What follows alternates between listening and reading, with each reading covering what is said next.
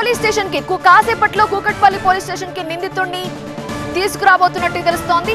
Jagadgirigutta PS నుంచి కూకట్పల్లికి పోలీసులు తీసుకొస్తున్నారు ఈ నిందితుడిని. ఉదయం నుంచి కూకట్పల్లి పిఎస్ లోనే సహస్ర తల్లిదండ్రులు కూడా ఉన్నారు. అలానే నిందితుడి తల్లిదండ్రులు కూడా పోలీసుల అదుపులోనే ఉన్నారు. నిందితుడి స్వస్థలం ప్రకాశం జిల్లా. రేపు పూర్తి వివరాలు వెల్లడించబోతున్నారు బాలనగర్ డీసీపీ సురేష్ కుమార్. కూకట్పల్లి సహస్ర మర్డర్ కేసు మిస్టరీ అయితే వీడింది. చంపింది ఎవరు, హంతకుడు ఎవరు అనేది తేలిపోయింది. పక్క బిల్డింగ్ లో ఉండే 10వ తరగతి పిల్లాడే హంతకుడిగా తేల్చారు పోలీసులు. చోరీ కోసం వచ్చి చంపేశాడని అంటున్నారు. సహస్ర మర్డర్ కేసు మిస్టరీ అయితే వీడింది. కానీ చాలా అనుమానాలు కనిపిస్తున్నాయి. ఎన్నో సందేహాలు ఉన్నాయి. ఇంత చిన్న వయసులో ఇంత క్రూరత్వమా, ఇంత క్రిమినల్ బ్రెయినా, మరి ఇంత దారుణమైన మైండ్ సెట్టా? ఇవే ఇప్పుడు అందరినీ విస్మయం కలిగిస్తున్న ప్రశ్నలు.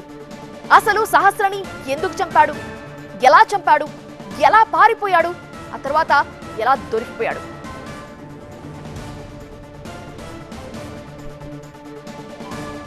ఈ కేసులో చాలా విషయాలు బయటకు వస్తున్నాయి. ఒక బుక్ లో అతను మర్డర్ ఎలా చేయాలి, ఈ దొంగతనాలకు సంబంధించి రాసుకున్నట్టుగా తెలుస్తోంది. ఆ లేటెస్ట్ ఇన్ఫర్మేషన్ తో మా ప్రతినిధి ప్రణీత సిద్ధంగా ఉన్నారు లైవ్ లో. ప్రణీత, పోలీసులు ఏమంటున్నారు? ఆ బుక్ లో ఇంకా ఏం రాసుకున్నాడు?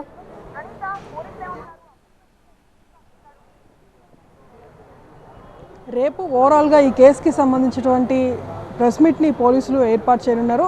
సో ఇప్పటికే బాలుడిని విచారించిన తర్వాత ప్రజెంట్ కూకట్పల్లి ఏసీపీ ఆఫీసులో బాలుడిని పోలీసులు తీసుకొని విచారిస్తున్నారు.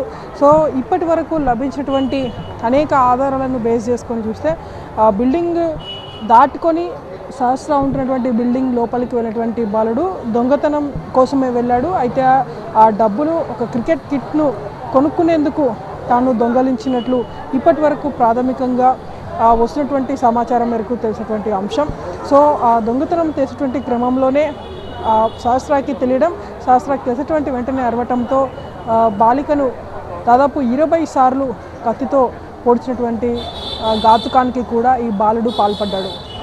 సో దీంతో పాటు తాను చేయబోయేటువంటి ప్రతి ఒక్క క్రైమ్ గురించి కూడా ఒక నోట్బుక్లో తను రాసుకుంటూ వచ్చాడు. సో ఆ నోట్బుక్లో వచ్చినటువంటి ఒక పేజ్లో ఇప్పుడు లభించినటువంటి ఎవిడెన్స్లో అదొక కీలక పేజ్గా అండ్ కీలక ఎవిడెన్స్గా ఇప్పుడు పోలీసులకు దొరికినటువంటి నేపథ్యం. సో రిమైనింగ్ ఇంకా అతని నోట్బుక్లో ఏమేమి రాసుకున్నటువంటి దానిపైన కూడా పోలీసులు దర్యాప్తు చేస్తున్నారు.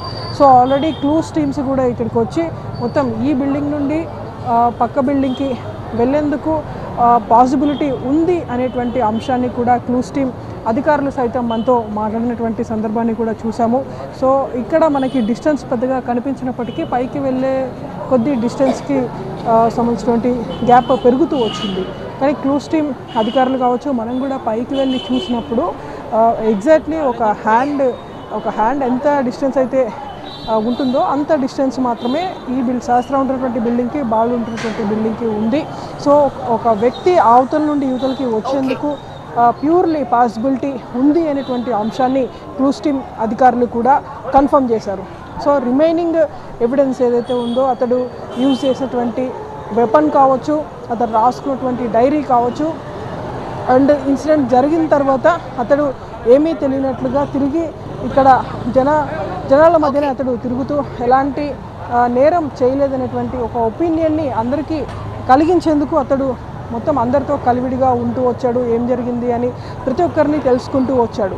కానీ అతని మూమెంట్స్ని పోలీసులకి ఎప్పుడు అనుమానం వచ్చిందంటే సరౌండింగ్స్లో ఉన్నటువంటి అందరినీ కూడా ప్రశ్నిస్తున్నటువంటి క్రమంలో ఎవరికీ కూడా బాలిక అరుపు వినిపించలేదు. కానీ కేవలం ఈ బాలుడు మాత్రమే తనకు 3 సార్లు